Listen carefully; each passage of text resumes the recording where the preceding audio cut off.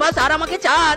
এত বড় সর্বনাশ তুই আমার করিস না রে, আব্বাজান আমাকে কেলাবে। ওরে শিবা স্যার।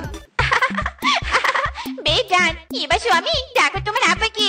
নতুন বৌমাকে বরণ করবে না নাকি? কি হলো কি? চুপ করে আছিস কেন? ডাক বেটে ডাক। মে মে মে। তুই কি ছাগলের বাচ্চা? ভালো করে ডাক বলছি তোর আব্বাকে। আব্বা।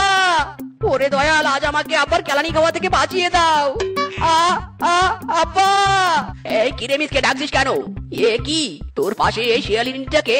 গলায় আবার দুজনের বিয়ের মালাও দেখছি। শ্বশুর আব্বা, আপনার বেটাকে নাকি অন্য জায়গায় বিয়ে দিয়েছিলেন, তাই আমি আগে ভাগেই আপনার বেটাকে বিয়ে করে ফেলেছি। অতীতে ছিলাম গার্লফ্রেন্ড, বর্তমানে আপনার বেটার বউ, আর ভবিষ্যতে আপনার নাতি নাতনির মা। ওরে মিসকের মা, মেয়ে কে শুনতা হু। আব্বা, আমার কোনো দোষ নেই। এই শিবা আমাকে জোর করে বিয়ে করেছে। আমি তোমার আলো বলা মিসকে মাইরি।